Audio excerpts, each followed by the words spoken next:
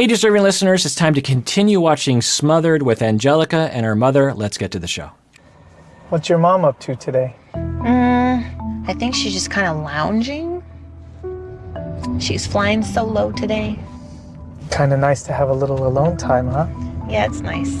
We don't have it that often. All right, so right off the bat, we're hearing from the two of them that they are lamenting the fact that they don't have alone time very often. So it's starting to point toward a coercive mother who is forcing these two individuals to live a life that they would rather not live in that way. So we're starting to see some evidence of pathology in the relationship. Let's continue watching. My mom was a little annoyed that she wasn't invited to our date. Jason and I have to have time alone, and I'm not going to apologize for that. I think Jason would prefer if he did have me all to himself, just as my mom would have me all to herself. Angelica made very clear early in the relationship about her mother, about being close to her. Angelica really wants her mom's approval. All right, so we're hearing two different things. One is that Angelica says that her mother would like her all to herself instead of, I just want a close relationship with my daughter, but if my daughter wants to have relationships with other people, that's great. I want my daughter to have relationships with whomever she wants to have a relationship with. So that's not what we're hearing. That implies or points to a coercive relationship, an inflexible punishment of some kind when Angelica, tries to have relationships outside. Because you can certainly have a relationship with Jason that's very close, and a relationship with mom that is very close. That's the problem with enmeshment. The enmeshment perceives any movement away or any movement to someone else as a threat.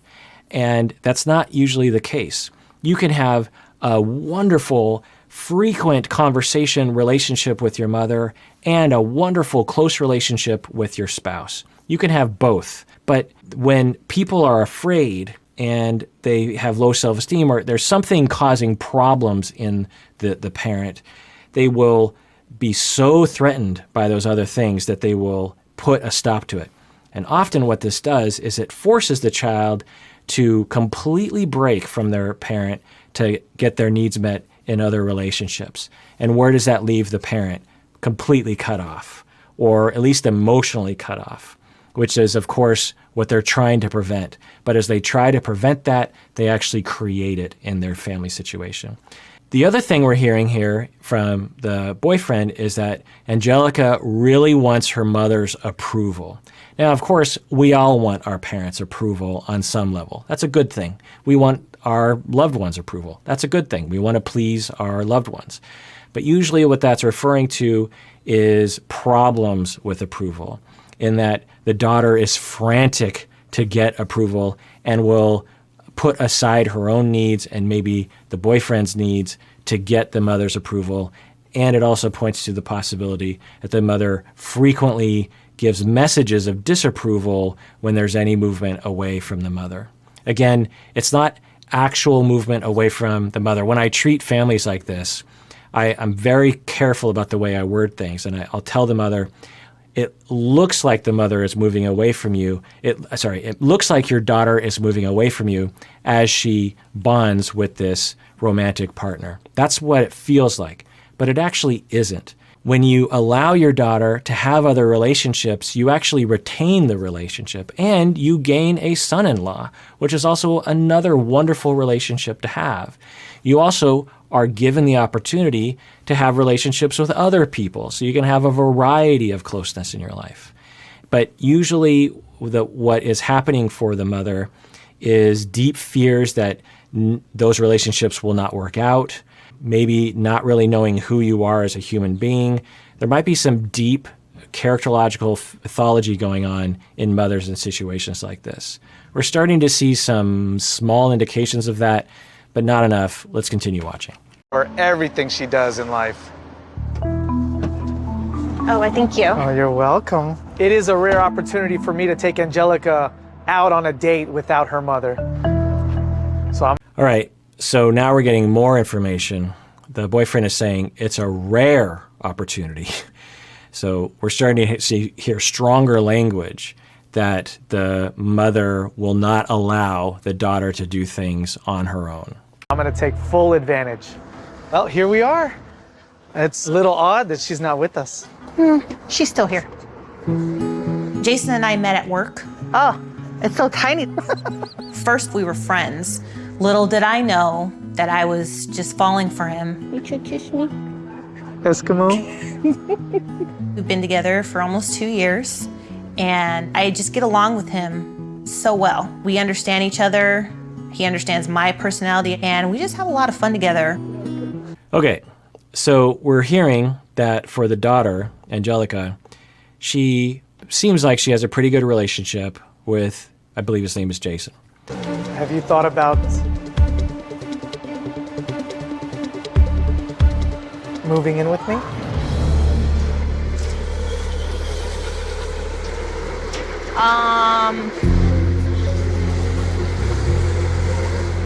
I mean, like, I'm shocked that you asked me. I mean, maybe?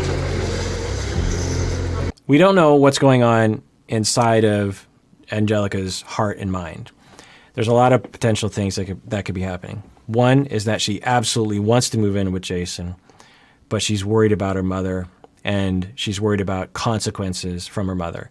In that situation, we're looking at relational pathology.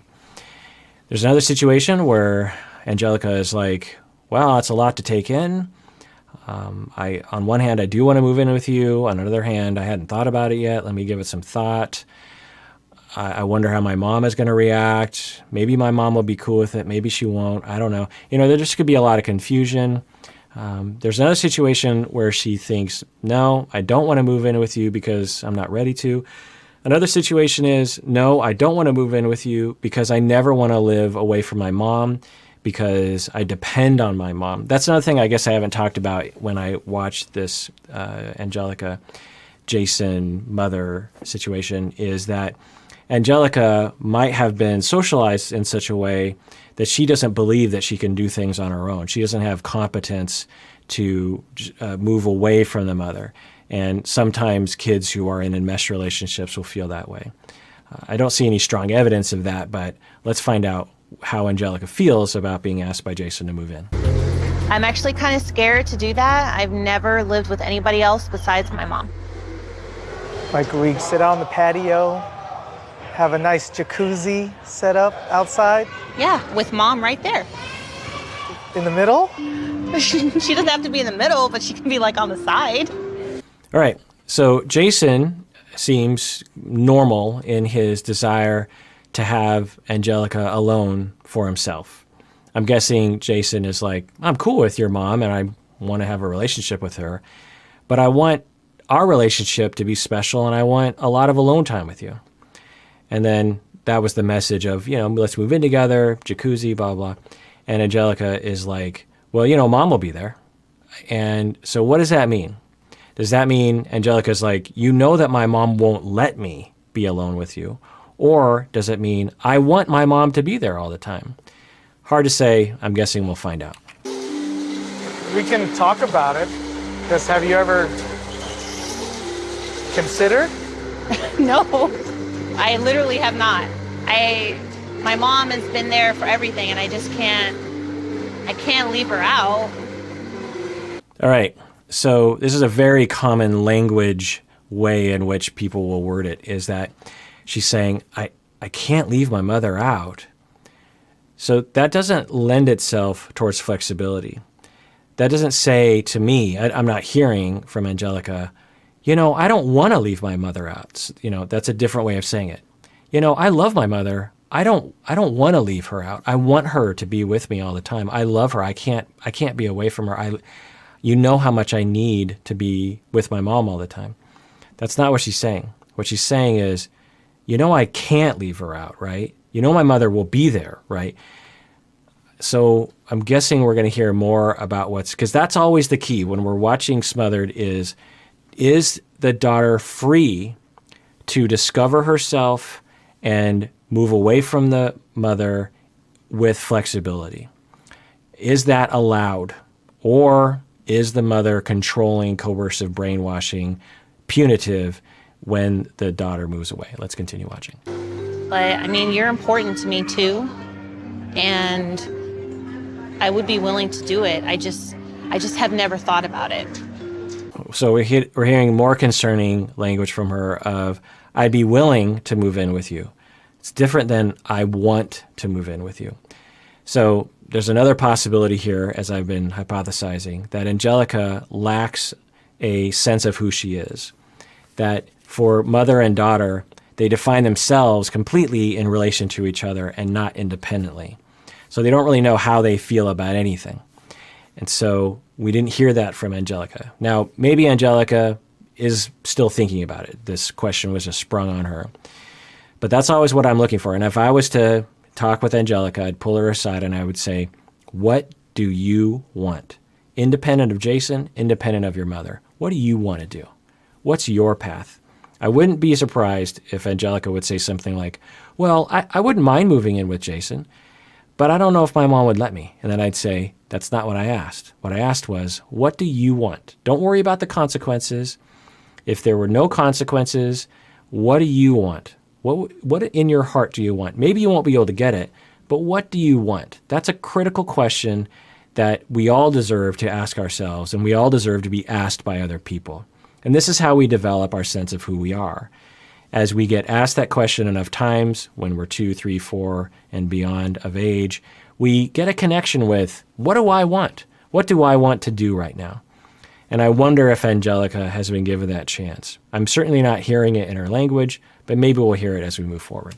I want to make sure that my mom is okay with it too.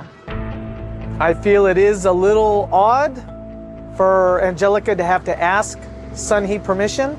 I expected her to be able to maybe make the decision on her own. This is a big step.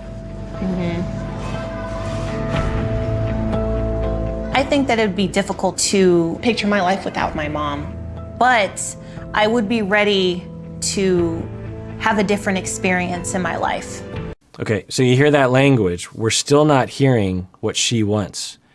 And it's very potentially telling as she uses that language. Let's rewind and listen again. She at no point indicates, this is what I want. She's saying, I would be open to a new change in my life.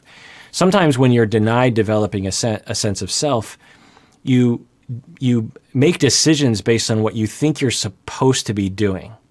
It's like, Angelica's thinking, well, I'm 30 years old, so I should be moving in with a guy at some point. Instead of, what do I want?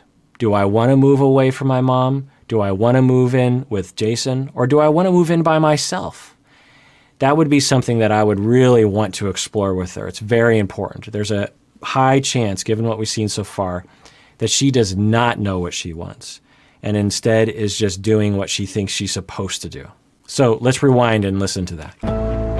I think that it would be difficult to picture my life without my mom, but I would be ready to have a different experience in my life. Be with Jason and only Jason and see if I can, handle that distance between my mom and I. I'm very scared with moving forward with Jason. I want it to be the right decision. Okay, so we're hearing two things in that. One, I'm very scared of my mother's reaction, or maybe three things. I'm also scared of the unknown. I'm also scared that I don't really know what I want. That always needs to be explored for people, and I really wish people would know this as something that's very important that everyone deserves. Women in particular have this problem because they're socialized young in life not to think for themselves. Boys are generally allowed more space to explore what they want and be assertive, but certainly a lot of boys and growing into men will have this problem as well, certainly. I mean, it's maybe a 60-40 kind of a thing. Plenty of people have this experience where they're just drifting through life, reacting to things. And the issue that I'm always trying to concretize is we all have needs, lots of needs, romantic needs, friendship needs, competence needs, career needs, safety needs, all these kinds of things. And when we notice those needs and we notice the emotions associated with those needs, and we've had a lot of practice with noticing our needs and asserting ourselves in the world and trying to interface with other people's needs as well, then we're able to build a life that is satisfactory to us.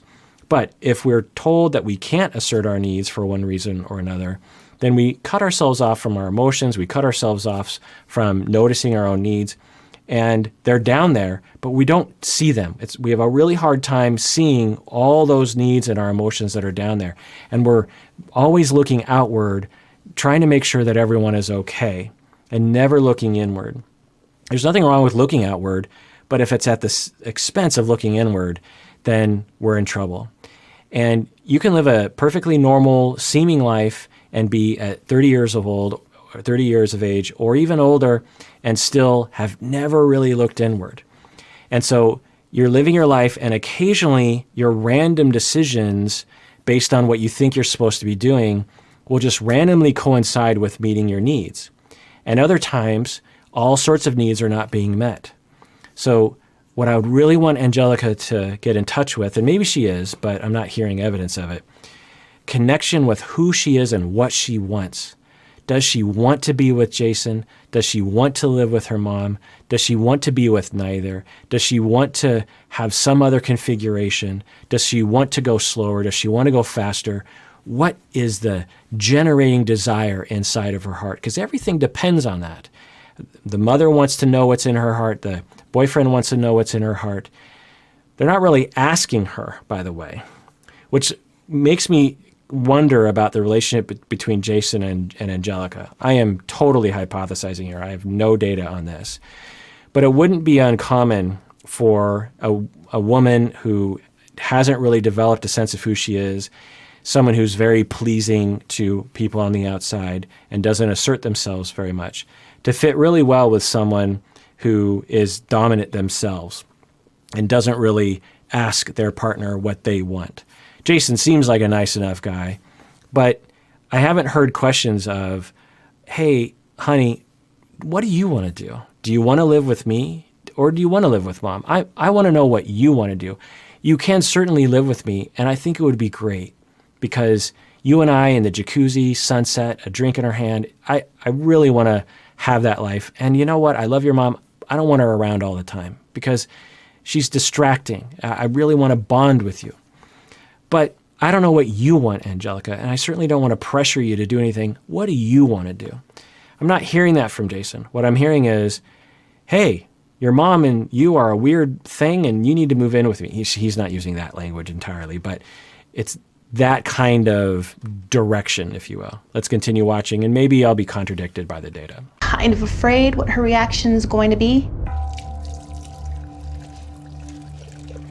The waiting period when Angelica's on a date with Jason, it's really hard. I do feel lost when she's not here. Like, mother half is definitely missing. All right, so more data that the mother has some serious issues, that she can't be alone, and that she has seemingly no one else in her life that she can spend time with and no hobby to do. That means that it points to the potential situation where she doesn't know who she is. She's maybe never been alone with her own thoughts. She might not trust anyone outside of her daughter. It makes me feel really bad for the mom.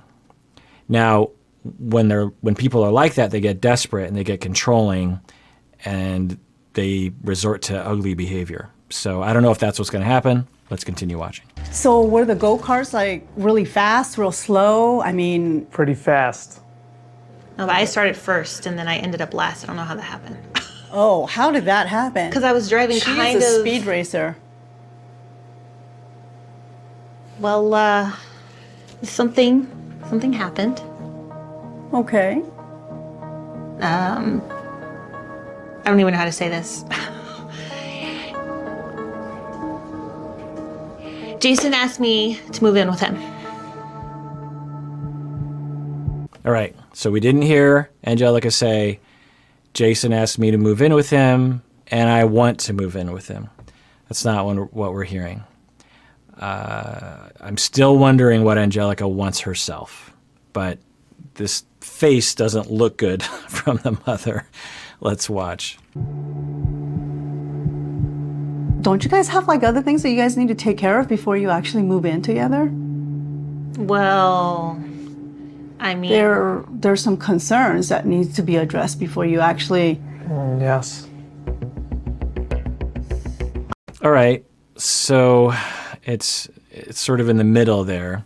The mother isn't being disapproving. She's saying, there's some things you need to take care of. It's a little aggressive and critical that the mother is saying this in this moment, but maybe there's some flexibility there. Maybe if they're like, yeah, okay, we're going to take care of these things and then we're going to do that. And then maybe the mom will say, okay, But everyone should be asking, what does Angelica want? We know what Jason wants. Jason wants Angelica to move in with him. We kind of know what mom wants. Mom wants Angelica to live with her. But what does Angelica want, and what does the mother want for Angelica? People need to establish that up front. The mom should take a pause and say, okay, so Jason, we've heard what you want. Angelica, what do you want? As my daughter, I want you to tell me what you want to do. Do you want to move in with him? What do you want? I want to know what you want. Let's talk about that. Hopefully they can get there. Let's watch. I have put up with Jason's inconsistencies for a long time, but I really didn't feel that the relationship was going to get this serious. Asking Angelica to move in with him right now infuriates me in ways that I can't even really describe. Okay, so infuriates her in ways she can't describe. So the way that I would interpret that, I would want to ask the mom if this was true, is that she feels as though her primary attachment is being threatened, that her only attachment, her only security in life is being threatened by this man. And because she doesn't have insight into what's happening, and because she has no other attachments in her life and doesn't even know what to do by herself, she reacts instinctively in an undifferentiated manner and attacks and is angry. And she's probably conflicted. On one hand, she's just rageful that he is taking her away from her. But on the other hand, she's like, but my daughter is a grown woman, so she should be able, so she might be restraining herself because of that. So let's watch. Are you not still married?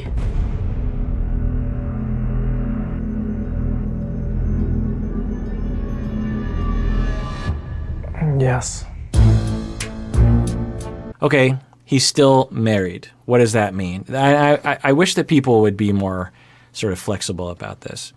I don't know if it's just me, but there's a difference between being legally married and being actually married. I don't know if it's because I've treated a lot of couples who weren't allowed by law to get married until gay marriage was legalized. As a couples therapist, I would treat couples who weren't legally married because the government didn't acknowledge them as human beings that could get married. So there's a big difference between legally married according to the law and actually married, okay? So it looks like Jason is still legally married. He has not had the official divorce completed for whatever reason.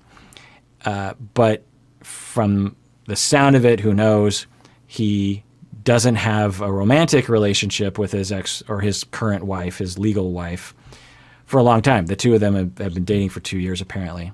Now, maybe there's some more nefarious details there, but there's nothing wrong with someone saying something, because this happens sometimes.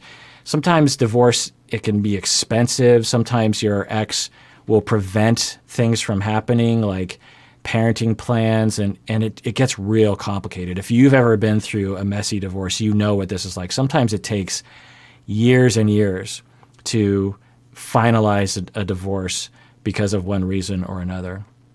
So who knows? Maybe Jason is just a flake.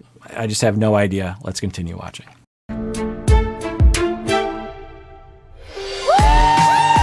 All right, well, that does it for that episode of Psychology in Seattle, in which I watch Smothered. Tune in next time when we continue with the story.